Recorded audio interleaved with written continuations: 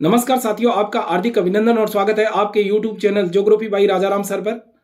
आज फिर हम नई उमंग, उत्साह और जोश के साथ शुरुआत करते हैं इस वीडियो की कि प्रयोगशाला सहायक के रूप में कर्मचारी चयन बोर्ड आयोग द्वारा क्या सिलेबस जारी किया गया है। और मैं हूं राजाराम वर्मा। बात करते हैं कि सिलेबस क्या है, एग्जाम की स्कीम क्या होगी, कहां से करें तैयारी, किताबें कौन सी होगी और 28 जून तक संभावित एग्जाम की तिथि है, तो हमारी परीक्षा तैयारी रणनीति क्या हो। इन मुद्दों पर विस्तृत चर्चा करते हैं आज के इस वीडियो में। तो अंत तक बने रहिए ताकि मैं आपको रणनीति के बारे में और किताबों के बारे में पूरी तरह से बता पाऊं। साथियों, यहाँ सबसे पहले हम सवाल ये है कि एग्जाम की स्कीम क्या रहेगी। तो मैं पहले जिक्र करूंगा साइंस विभाग की जितनी भी लैब असिस्टेंट की भर्ती है उसके लिए 2 पार्ट में ये पेपर जो है वो आयोजित होगा। पहला जो पार्ट होगा वो सामान्य ज्ञान का होगा और साइंस विभाग के लिए ये 200 अंकों का रहेगा। 100 प्रश्न आएंगे, नकारात्मक जो अंकन है वो किया जाएगा। और भाग बे जो है साइंस विभाग के लिए वो रहेगा सब्जेक्ट से संबंधित, जो मूल उनका सब्जेक्ट है जिसमें उन्होंने फॉर्म अप्लाई किया है वो 200 अंकों का रहेगा। 100 प्रश्न आएंगे और कुल मिला के दोनों पेपरों के लिए साइंस विभाग के लिए 4 घंटे बोर्ड ने समय दिया है। आपको उन्हीं 2 घंटों में प्रथम और उन्हीं 2 घंटों में आपको 4 घंटों में अपने ए और बे भाग को पूर्ण करना है। तो साथियों, ये रही बात साइंस विभाग के एग्जाम स्कीम की। लेकिन अगर बात करें हम आर्ट में, तो आर्ट में 2 सब्जेक्ट ऐसे आते हैं, भूगोल और होम साइंस, जिसके लिए आयोग ने पहली बार ये भर्ती परीक्षा जो है वो आयोजित करवाई है। तो साथियों, यहाँ आपको ध्यान रखना होगा कि आर्ट विभाग में ये सिलेबस पूर्णतया भिन्न है साइंस डिपार्टमेंट की तुलना में। अगर हम बात करें आर्ट विभाग की, तो जैसा कि आपको स्क्रीन पर दिखाई दे रहा है, भाग ए जो होगा वो 100 अंक का 50 क्वेश्चन आएंगे और भाग बे जो होगा वो 200 अंकों का 100 क्वेश्चन आएंगे। कुल मिला के 300 अंकों का कुल पेपर होगा और 3 घंटे समय होगा। 40% अंक आपको लेने अनिवार्य हैं और नकारात्मक अंकन किया जाएगा। सभी प्रश्न जो है ऑब्जेक्टिव टाइप के होंगे। ये तो है स्कीम। अगर हम बात करें कि साइंस से जो प्रथम पेपर है आर्ट विभाग का वो कैसे अलग है, तो आर्ट विभाग में केवल दिग्भ्रमित नहीं होना आपको कहीं भी कि केवल जो ए भाग है उसमें राजस्थान का इतिहास, कला, संस्कृति, साहित्य और परंपराएं और विरासत एवं राजस्थान का भूगोल आएगा। लेकिन जो साइंस विभाग है उसमें 3 टॉपिक और जुड़े हुए हैं इस सामान्य ज्ञान के अलावा। वो 3 टॉपिक कौन से हैं? एक तो है राजस्थान की नवीनतम समसामयिक घटनाएं, और भारत, जो तीसरा पॉइंट है वो मुख्य है भारत और विश्व का सामान्य ज्ञान, और चौथा जो पॉइंट है उसमें जोड़ा गया है शैक्षणिक मनोविज्ञान। ये 4 पॉइंटों में बंटा हुआ है साइंस विभाग से संबंधित ए भाग। साइंस विभाग से संबंधित ए भाग और 2 घंटे समय 100 क्वेश्चन आएंगे। अब हम बात करते हैं, विस्तृत चर्चा करते हैं भूगोल लैब असिस्टेंट के सिलेबस पर, और फिर हम बात करेंगे कि किताबों का चयन कैसे करें और तैयारी की रणनीति हम क्या बनाएं। तो वीडियो में आगे हम बात करते हैं सिलेबस की। स्कीम पर हम बात कर चुके हैं। जो सिलेबस है वो आप देख रहे हैं स्क्रीन पर कि पाठ्यक्रम भाग ए के लिए राजस्थान का इतिहास, कला, संस्कृति, साहित्य, परंपराएं और विरासत है। इसके जो बिंदु दिए गए हैं वो लगभग राजस्थान में आयोजित समस्त जो भर्तियां होती है उनमें राजस्थान के इतिहास से संबंधित ये टॉपिक दिए जाते हैं। तो स्क्रीन पर आप देखिए, राजस्थान का इतिहास के प्रमुख स्रोत, राजस्थान की प्रमुख प्राग ऐतिहासिक सभ्यताएं, राजस्थान के प्रमुख राजवंश और उनकी उपलब्धियां, मुगल राजपूत संबंध। फिर बात आती है 5 नंबर पॉइंट पर स्थापत्य कला की प्रमुख विशेषताएं, महत्वपूर्ण किले और स्मारक संरचनाएं, राजस्थान के धार्मिक आंदोलन, लोक देवी और देवताएं, राजस्थान की प्रमुख चित्रकलाएं, शैलियां एवं हस्तशिल्प की बात आती है। अब आगे जो है मेले, त्योहार, पॉइंट नंबर 9 में बात आती है राजस्थानी भाषा, साहित्य और प्रमुख कृतियां और बोलियां, मेले, त्योहार, लोक संगीत, लोक नृत्य, वाद्य यंत्र एवं आभूषण, राजस्थानी संस्कृति, परंपरा और विरासत। 12वां जो पॉइंट है उसमें महत्वपूर्ण ऐतिहासिक पर्यटन स्थल, राजस्थान की प्रमुख व्यक्तित्व, राजस्थान की रियासतें और ब्रिटिश संधियां और 1857 की क्रांति, कृषक आंदोलन और जनजातीय आंदोलन और प्रजामंडल आंदोलन। और 16 नंबर पॉइंट है राजस्थान का एकीकरण।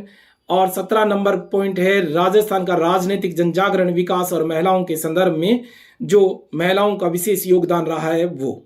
ये तो है इतिहास का पार्ट, जिसमें से 50 अंक का जो प्रश्न पत्र है वो आएगा और 50 अंक का राजस्थान का भूगोल आएगा, जिसमें राजस्थान की स्थिति एवं विस्तार, प्रमुख भौतिक विभाग, अपवाह तंत्र, जलवायु और शामिल किया गया मृदा, प्राकृतिक वनस्पति, वन वन्य जीव संरक्षण, पर्यावरण एवं पारिस्थितिकीय मुद्दे, मरुस्थलीकरण और जलवायु प्रदेश, प्रमुख फसलें, पशुधन, बहुउद्देशीय परियोजनाएं, सिंचाई परियोजना, जल संरक्षण, परिवहन और खनिज संपदाएं। ये आपका ए भाग है, जिसमें से 100 अंक का जो प्रश्न पत्र है वो आपसे पूछा जाएगा और 50 जो प्रश्न है इसमें से आएंगे। अब साथियों हम बात करते हैं ब भाग की। तो यहां वीडियो लंबा ना हो इसलिए मैं आपको कहना चाहूंगा कि कक्षा 11वीं और 12वीं में 4 बुकें लगती हैं, जो वर्तमान में एनसीईआरटी की तर्ज पर आरबीएसई ने सिलेबस में कक्षा 11 और 12 में लगाई है। कक्षा 11वीं में प्रथम जो पार्ट है वो है भौतिक भूगोल के सिद्धांत, दूसरा जो पार्ट है वो है भारत का भूगोल और तीसरा महत्वपूर्ण पार्ट है प्रायोगिक भूगोल।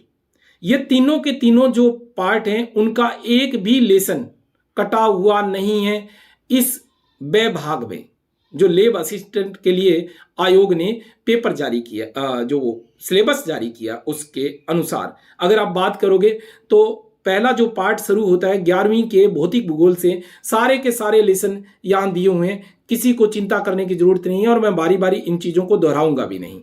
यानी आप स्क्रीन पर देख रहे हो, मैं धीरे धीरे आपको ये दिखा रहा हूँ कि 10 नंबर तक जो लेसन है, यहाँ तक अगर आप बात करोगे लेसन नंबर 16 तक जैव विविधता और संरक्षण तक ये भौतिक भूगोल के सिद्धांत में से उठाया गया पार्ट है, यानी भौतिक भूगोल के सिद्धांत।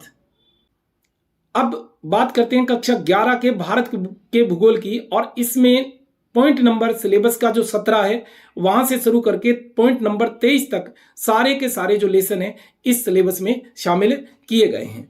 अब अगली जो बात आती है 23 तक आप देखिएगा प्राकृतिक आपदाओं तक शामिल किया गया है। अब तीसरा महत्वपूर्ण पार्ट है कक्षा 11वीं के प्रायोगिक भूगोल का, और उसमें से भी सारे के सारे जो पॉइंट है वो शामिल किए गए हैं पॉइंट नंबर 24 से मानचित्र से शुरू करके, और अंतिम तौर पर आप इस स्क्रीन पर देख रहे हैं कि पॉइंट नंबर 31 तक सारे के सारे जो प्रायोगिक भूगोल के टॉपिक है उनको इसमें शामिल किया गया है। अब इसके बाद आता है कक्षा 12 का मानव भूगोल के सिद्धांत या मानव भूगोल जो है वो पूरी की पूरी जो है इसमें शामिल की गई है। पॉइंट नंबर 32 से शुरू किया गया है और सारे के सारे जो लेसन हैं वो शामिल किए गए हैं। प्राथमिक, तृतीयक, चतुर्थ, व्यवसाय सारे इसमें शामिल करने के बाद यहाँ पॉइंट नंबर जो 50 है वहां तक मानव भूगोल के सिद्धांत का सारा सिलेबस है शामिल किया गया है।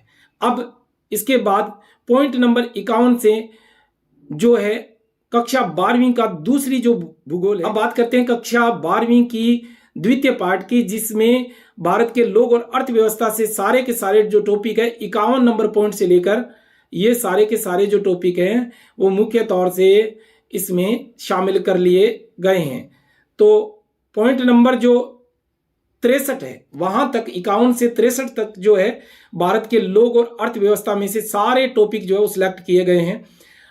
अब टॉपिक नंबर 65 और 66 में कक्षा 12वीं के प्रायोगिक भूगोल को शामिल किया गया है। यह आपका प्रयोगशाला सहायक भूगोल से संबंधित जो है वो आपका सिलेबस है।